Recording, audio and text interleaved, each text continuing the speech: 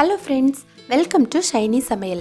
இன்றைக்கி நம்ம சுவையான தித்திப்பான சர்க்கரை பொங்கல் எப்படி பண்ணுறதுன்னு பார்க்க போகிறோம். இதை எப்படி ரொம்ப சுவையாக பண்ணுறதுன்னு பார்க்கலாம். சர்க்கரை பொங்கல் பண்ணுறதுக்காக நான் இன்றைக்கி 1/2 கப் பாசிப்பருப்பு எடுத்திருக்கேன். இதை முதல்ல நல்லா வறுத்து எடுத்துக்கலாம். இதை நல்லா துவக்க வறுக்கும்போது தான் அந்த சர்க்கரை பொங்கலுக்கு ஒரு நல்ல மனம் கிடைக்கும். அதனால் அதை தீஞ்சு போகாமல் நல்லா சிவக்கிற அளவுக்கு நம்ம வறுத்து எடுத்துக்கணும். அடுத்து 1/2 கப் பாசிப்பருப்புக்கு 1 கப் பச்சரிசி எடுத்துக்கணும். இப்போது இந்த பாசிப்பருப்பையும் அரிசியையும் நல்லா கழுவி எடுத்துக்கணும்.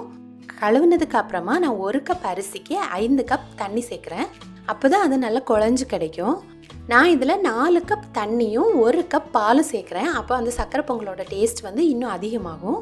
அதனால் 4 கப் தண்ணியும் 1 கப் பாலும் சேர்த்துக்கிறேன்.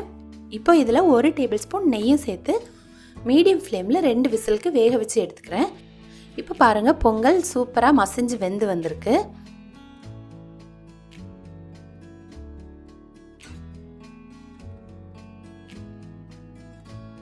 அடுத்து நம்ம சர்க்கரை பொங்கலுக்கு தேவையான பாகு ரெடி பண்ணலாம்.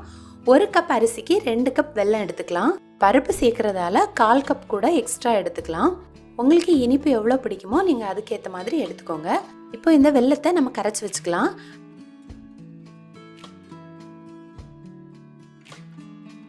அடுத்து ஒரு கடாய் எடுத்து அதில் 1 டேபிள் ஸ்பூன் நெய் சேர்த்துக்கணும்.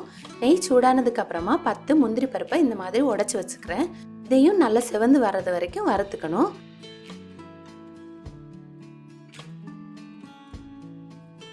கடைசியாக இதில் 1 டேபிள் ஸ்பூன் உலர் திராட்சையும் சேர்த்து வறுத்து எடுத்து வச்சுக்கணும்.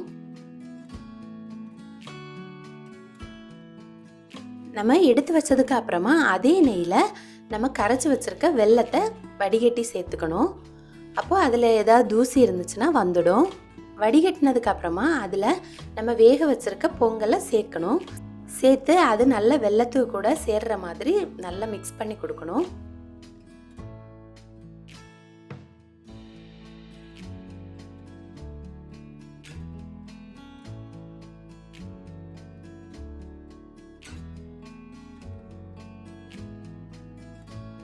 இப்போ நல்லா மிக்ஸ் ஆகி வந்திருக்கு.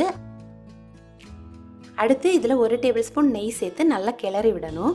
இதில் எவ்வளவுக்கு எவ்வளவு நெய் சேர்த்து கிளறோமோ அந்த அளவுக்கு சர்க்கரை பொங்கலோட டேஸ்ட் அதிகமாகும்.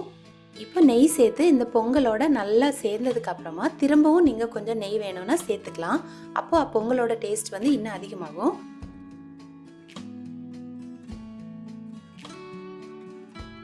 கடைசியாக இதில் 1 டேபிள் ஸ்பூன் ஏலக்காய் பொடி சேர்த்து நல்லா கிளறினதுக்கு அப்புறமா நம்ம வறுத்து வச்சிருக்க முந்திரி உலர் திராட்சையும் சேர்த்து இதை நல்லா மிக்ஸ் பண்ணி கொடுக்கணும்.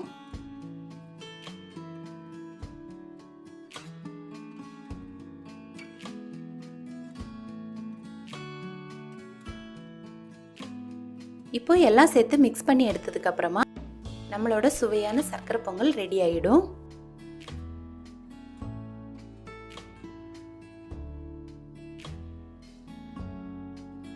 இந்த சர்க்கரை பொங்கலோட கலர் நம்ம வெல்லத்தோட கலரை பொறுத்து தான் இருக்குது. இது கொஞ்சம் ஆறுனதுக்கு அப்புறமா இன்னுமே கலராக தெரியும். இந்த பொங்கலுக்கு நீங்களும் இந்த மாதிரி சர்க்கரை பொங்கல் செய்து பாருங்கள். ரொம்பவே டேஸ்ட்டாக இருக்கும். நீங்களும் கட்டாயம் உங்கள் வீட்டில் இதை செய்து பார்த்து உங்களோட கமெண்ட்ஸை சொல்லுங்கள். இந்த வீடியோ உங்களுக்கு பிடிச்சிருந்தனா என்னோட சேனலை லைக் பண்ணுங்கள், ஷேர் பண்ணுங்கள், மறக்காமல் சப்ஸ்கிரைப் பண்ணுங்கள். தேங்க்யூ.